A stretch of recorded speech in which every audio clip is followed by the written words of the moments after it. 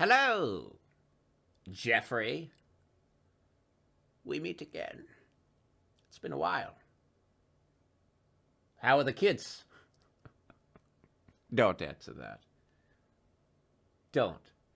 I don't want to know about you. I don't want to know about your life. 'Cause I'm doing fantastic. Look at me. Look at how gorgeous I've become. I'm famous. On top of the world. Look at you. Working at fast food restaurant. Barely scraping by. Yeah. Doing all those swirlies to me. Wasn't worth it, was it? It wasn't. 'Cause now look who's laughing. It's me.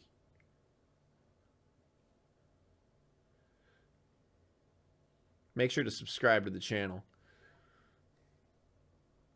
Snooky Kooky, $10.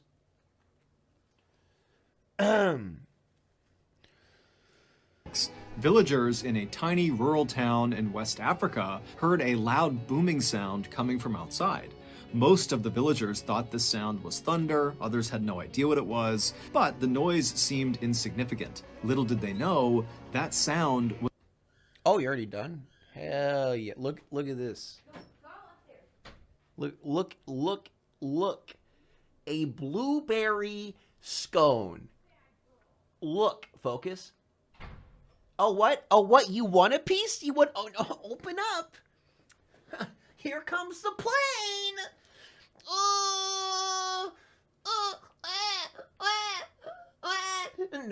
No biting. Stop. Stop it. Was actually a death sentence. They just didn't know it yet. This story sounds like it was pulled straight out of an apocalypse movie, except it really happened. And the scary part is, it could happen again today. But before we get into that story, if you're a fan of the strange, dark, and mysterious delivered in story format, then you've come to the right place because that's all we do, and we upload once a week. So if that's of interest to you, please offer to make the like button a s'more, but instead of chocolate, use mud. Also, please subscribe to our channel and turn on all notifications so you don't miss any of our weekly uploads. Okay, let's get into today's story.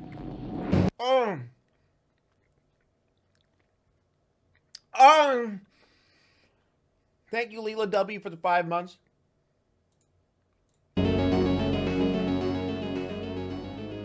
Before sunrise on August 22nd, 1986, a man named Ephraim woke up feeling groggy and confused. As he lay in his bed inside of his small mud brick house perched up on a cliff, he tried to remember what happened the night before.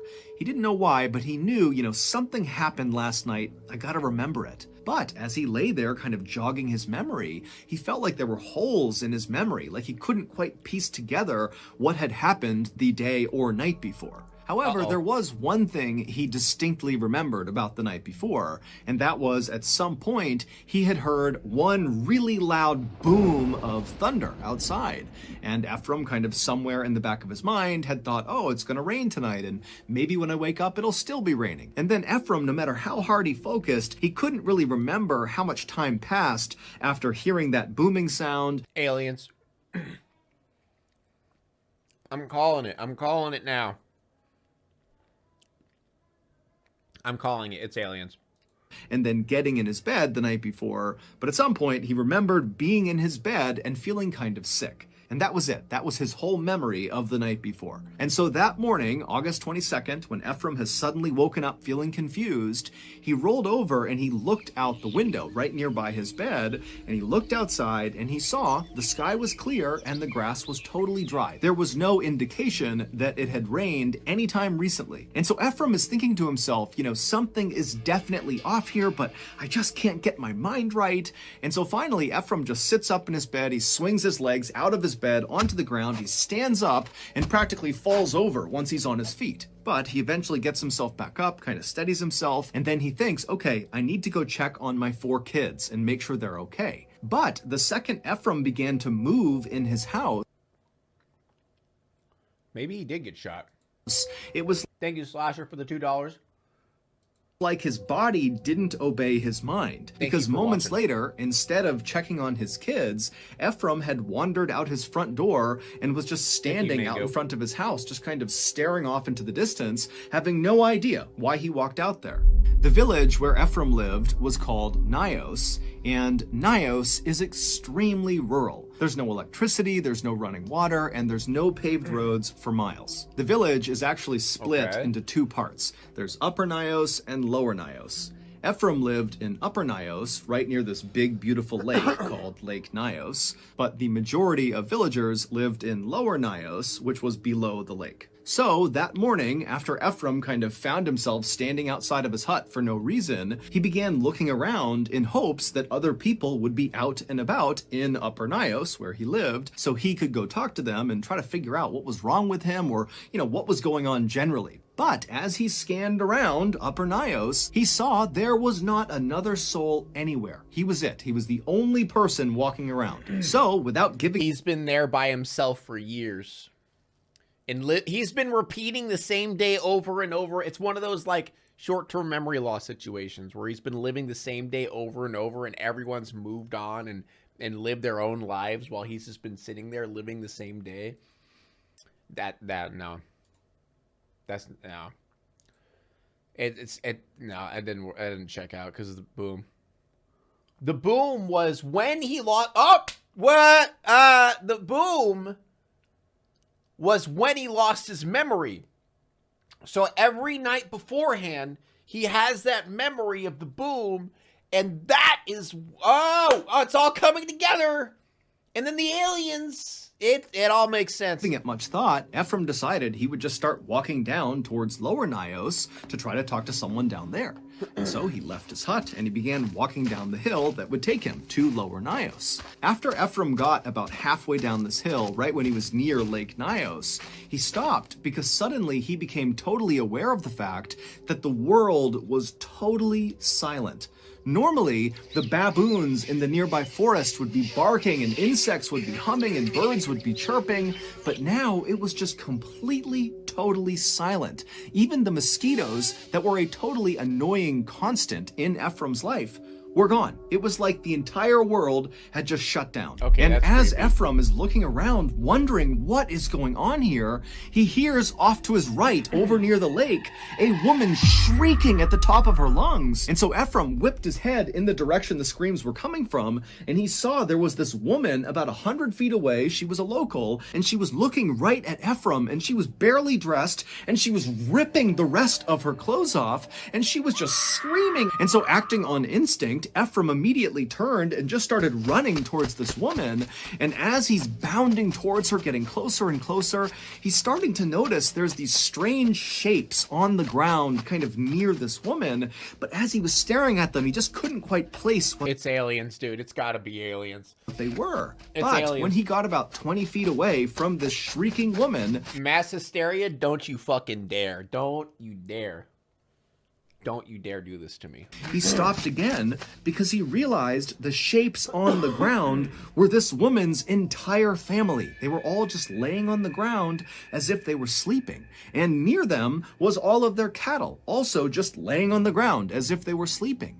But as Ephraim stared at each of these people and each of these animals on the ground, he saw there was some blood around their noses and their mouths. Radiation? And he realized no person who's sleeping would be that still. These people are all dead. These animals are all dead. And so standing there, Ephraim turned his attention from the bodies back to this woman have I heard of who this had one dropped before? to her knees, and she was grabbing her father's arm and yanking on it and screaming for him to please wake up. But Ephraim could tell there was nothing she could do. Everyone was gone. And Ephraim knew somewhere deep down that, he's supposed to go over and help this woman or console her. But suddenly this wave of fear came over him. The combination of having no idea what's going on, his mind really wasn't working still, and now seeing all these dead people, it was like he just couldn't handle it. And so even though he felt terrible about this, Ephraim took one last look at this very distraught woman and her deceased family, and he turned and he ran away. And when he got back to the main trail, he continued downhill in the direction of Lower Nios. Oh, God. Who Like took the all of photo? you- Wait a second. If he was the only one alive, who took the photo?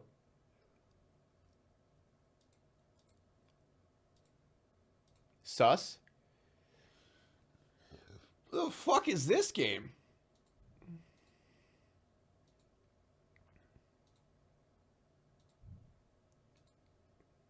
Doomsday Last Survivors. Ballin took it? True. The villagers in Lower Nios lived in these tiny huts Not with a real tin photo. roofs that were closely grouped together, and usually, even early in the morning, Lower Nios was a very happy and lively place with kids running around and animals walking in the road and music playing. But as Ephraim came down the hill and was within earshot of Lower Nios, it was deadly silent. And so with panic starting to rise inside of Ephraim, he began to run at full speed, hoping that when he turned the corner and looked down the main road of Lower Nios, he would see the people he was hoping he would see.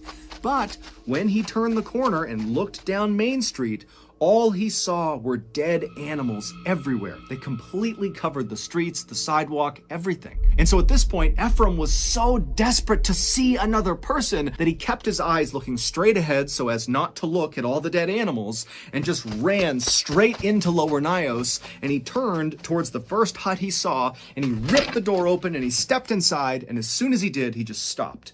Because on the ground right in front of him was a woman who was very clearly deceased, just laying in the middle of the floor. She had a bowl of corn right near her not hand, a real photo. It's a painting. and as if she had been eating and then just fell dead. And so Ephraim, he's staring Was there like an accidental like bioweapon expulsion? I'm at so this confused. dead woman, and then he looks up and he realizes the bedroom is right in eyesight, and he can see her family in their beds. And at first, Ephraim thought, oh, they're sleeping. But then, as he continued to stare through the doorway into this room, he saw none of them were moving. Their chests were not going up and down from breathing. Her whole family, they were dead too. At this, Ephraim kind of stumbled backwards I'm out of still the on the hut, aliens and then he thing. turned around to face the road he had just been on with all the animals. And when he saw the road again, it was like a piece of his brain started working properly again, because he realized those weren't animal bodies. All those bodies he saw when he came in, those were people. Yes, there were some animals, but most of them were people. He could see people slumped on top of each other, kind of piled up in doorways. He saw one person who was on his motorcycle in the middle of the road, just slumped over his handlebars. And many of the bodies were either naked or partially clothed, with piles of clothing next to them, as if they had been trying to rip their clothes off as fast as they could, like the woman up at the lake had been doing. And as Ephraim looked around in horror, he also realized that there were no markings or cuts or wounds on any of these people. It was like they were just going about their lives when suddenly they died. And so without anything else to do, Ephraim just continued to walk in the direction he had come into the village, hoping that if he kept on going, he might run into someone who was alive. And so he begins walking down the road, he's stepping over bodies, he has no idea what to make of this, and then way down the road, up ahead, he sees there are two people coming towards him. There's a man and what looks like his son, and they're jogging down the road, stumbling over bodies, running towards Ephraim. And so Ephraim stops, expecting these people are going to stop and talk to him. But as these two people got closer, Ephraim saw both of them, the father and the son, their eyes were wide, and they were looking straight ahead with kind of a distant 1,000-yard stare, and they didn't stop for a second for Ephraim. It was like they didn't even see him. They just kept on running down the road, past all the bodies. Ephraim didn't try to stop them. He just watched as they passed. And then at some point, they veered off the road and ran into the forest and disappeared. And it was at this moment that another part of Ephraim's brain seemed to kind of fit into place. Because as he watched this father and son disappear, he suddenly had this memory come flooding back into his mind. And it was a memory of when he was a kid and his grandfather told him a story. And the story was about Nios villagers a long, long time ago who decided they wanted to cross Lake Oh, is it some like poison gas from the lake? Nios from one side to the other. And so their leader magically parted the waters of Lake Nios, creating a walkway on the lake bed from one side to the other, and the villagers began to walk. And then about halfway Okay, you're just copy pasting Moses. Like, come on, be original, would you? across, a mosquito landed on the leader's shoulder, and when he went to slap the mosquito, he lost control of the waters and they came crashing down and drowned all of them. Ephraim's grandfather told Ephraim that the ghosts of these drowned villagers now resided between these two big rocks located near Lower Nios. And so growing up, Ephraim, along with many other people in this village, believed that because of these ghosts, Lower Nios must be haunted.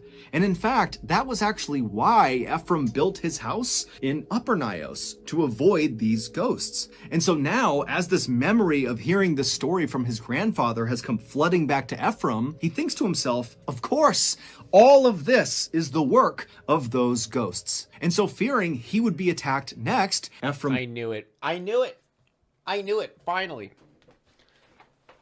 It was Ghost all along, guys. Turned and just continued running down the road, dodging bodies as he went. And as he ran along, periodically he would stop at various tin huts and he would fling the door open in hopes he would find some survivors. But each time he went inside, everybody in there would be dead, lying in their beds or sitting in chairs or lying on the ground. But after running for quite a while, Ephraim turned... You said aliens, not ghosts? Well, obviously you guys don't have ears, because I've been saying ghosts this whole time, you complete and utter idiots, stupid dumbos. ...to go into yet another hut, and right as he reached for mad. the door opened on its own. And standing in front of him was the ghosts. owner of this hut. His name was Joseph McQuain, and he was in much worse shape than Ephraim. The night before, Joseph had been inside of his hut when suddenly outside he heard that very loud booming sound that sounded like thunder to Ephraim. And then after hearing the sound, Joseph heard his daughter in her bed making this terrible snoring sound. And so instinctively, Joseph turned to walk over to his daughter to make sure she was okay, but he only got a few steps before he collapsed to the ground. He had woken up that morning with cuts all over his arms from where he fell, and he was also totally exhausted and very confused like Ephraim, and so he managed to drag himself over to his daughter's bed, and he pulled himself up onto her bed, and when he got up there, he realized his daughter was deceased. And so now, Joseph has opened the door, and he's looking out, and there's all these dead people everywhere, and Ephraim is looking back at him, and Joseph just can't process anything. He's just standing there in a total daze, and Ephraim, he wanted to say something, but no words could come out, and so he too just stood there looking at Joseph. And the two men just stood there right on the threshold of this hut, staring at each other, saying nothing for several minutes, until finally they both just extended their hands and shook silently, and then Ephraim turned around and ran back into the road. And so Joseph at first followed Ephraim kind of out of instinct, but very quickly he veered off from Ephraim, and Joseph went into his neighbor's hut to see if they were okay. But when he opened the door and went inside, he saw all of his neighbors were deceased. But Joseph, he barely reacted to this. It was like he was so numb to what was going on, he just couldn't process it. But after seeing... They are literally talking about the guy trying to check on his daughter. What are y'all on about? Where are the kids? What? What? What happened to the 4 kids? What? Huh? Don't get mad. It's okay. It's okay. It's okay. It's okay. It's all right. I'm not angry. I'm not... all of his neighbors dead, somewhere deep down inside of his consciousness, Joseph knew he had to go find help. That was his mission. And so he left his neighbor's hut, he ran back to his own hut, he climbed onto his motorcycle, and he started to drive. It took Joseph a long time to drive to the next closest village, but when he got there, there were people, and they were all alive. And so Joseph tried to tell them what had happened in his village, but Joseph just had such a hard time. It's because they're asking why he isn't checking up on his kids. Because they're dead. What? They're dead. Did you guys miss the part where everybody's dead? Anyone miss that? No? Okay. time putting his thoughts together, that his sentences just didn't make sense. He was kind of incoherent. And then when he did make sense, the things he was talking about, an entire village just suddenly dying, sounded crazy. And so nobody at this other village took Joseph seriously. And so that day, nobody from this other village went to Nios to see what was going on. But the next day, people from this other village did go to Nios, and when they got there, it was exactly as Joseph had said.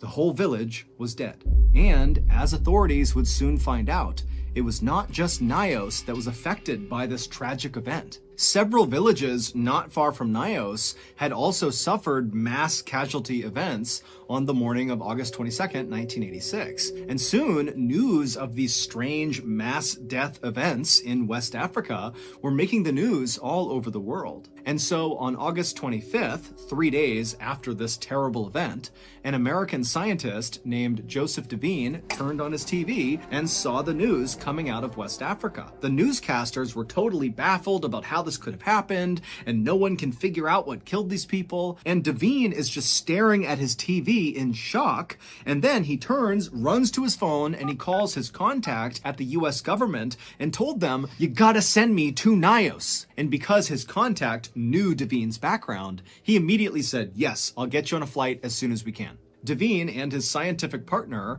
Haraldur Sigurdsson, arrived in Nios 2 days later on August 27th. When they got there, they saw the military was burying the dead in these huge mass graves, and looking on were the few survivors of this event, like Joseph and Ephraim. Along with Ephraim's family, they also survived, as well as other villagers who had... Never mind, guys. I guess you were right. Sorry that I assumed they were all dead. You know, from the mass deaths. Come to see what happened. And so as Devine and Sigurdsson kind of maneuver their way through this crowd of very solemn people, they heard them talking about what they thought happened to all these people. And the theories ranged from secret governmental experiments to invisible super weapons to even atomic explosions. All right, I'm just going to say it's probably like a gas something that came up from the ground, from the lake or some shit. Others, some like combination Ephraim, of believed chemicals. This was paranormal, that those ghosts from the drowned villagers had attacked the village. But Devine and Sigurdsson were reasonably... LOL, he went to check on everyone first, XD. He probably said that just for story's sake. He probably checked on his family first. Sure that none of those... I mean, he's in the same house as his family. I'm sure he, like, checked on him, all right? Theories were correct. They felt like they did know what actually happened because they had actually witnessed a tragedy like this before, but on a much smaller scale.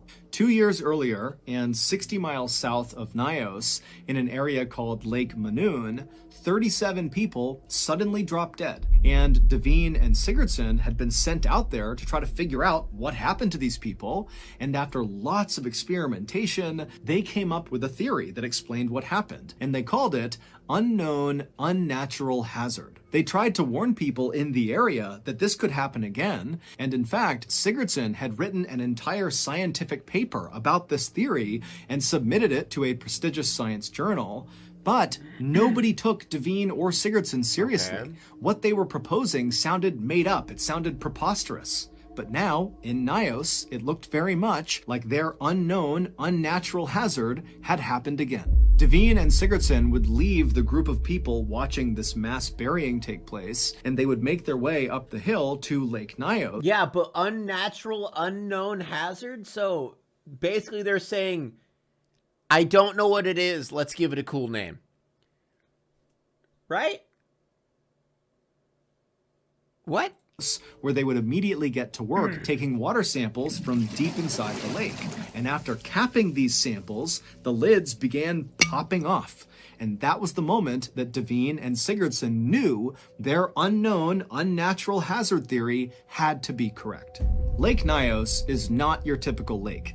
It is a crater lake, which means it sits inside of a volcanic crater, which is a big, deep, bowl-like pit that was formed. I knew it. From a past I was volcanic right the whole time. explosion. Aliens. And because of this volcanic activity, there is carbon dioxide in Lake Nios. A lot of carbon dioxide. Carbon dioxide, or CO2 for short, is an odorless, invisible gas that we actually breathe out when we exhale. Now, if you inhale a little bit of CO2, that won't hurt you. If you inhale a little bit more, like a medium amount of CO2, you could feel dizzy and nauseous. Your skin will start to feel like it's on fire. You'll have rapid breathing. It'll be horrible, but you'll most likely survive if you stop breathing CO2. And if you breathe in a ton of CO2, you're dead.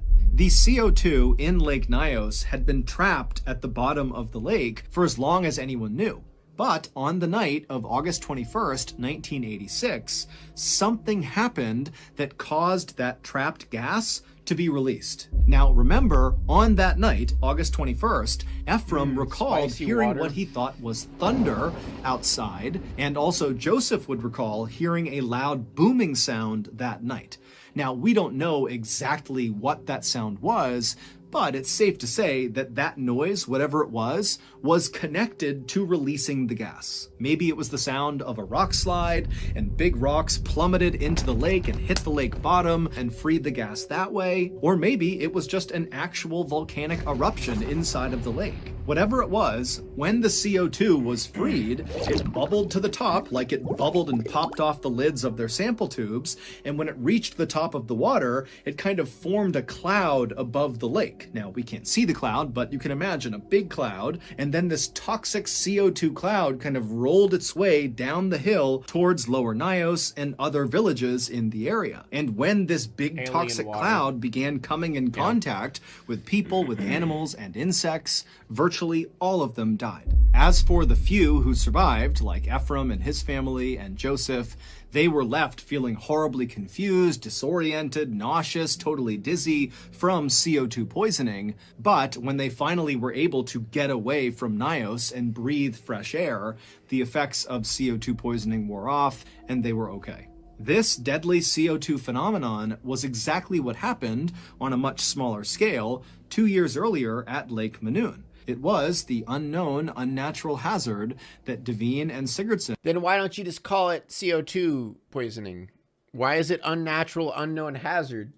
...had tried to warn people about. Because it's natural and it's known. The official death toll of the Lake Nyos disaster was more than 1,700 people and more than 3,500 livestock. Although exact numbers will likely never be known. Today, people have moved back into Upper and Lower Nyos, including Ephraim, despite the fact that authorities have said that lake is still very dangerous and another unknown, unnatural hazard, aka a CO2 disaster, could absolutely happen again. The dude, after seeing like thousands of dead bodies laying on the floor... Yeah, let's move back. I like it there. You know, I like it there. Like, bro, you live in a hut, just move, just build a hut somewhere else. Now it's time to walk away. I hope you enjoyed your stay. Did you laugh or cry or maybe subscribed? I'll thank you either way. You know I will miss you. I hope you return. Tell your friend or your mother to get me more views, please.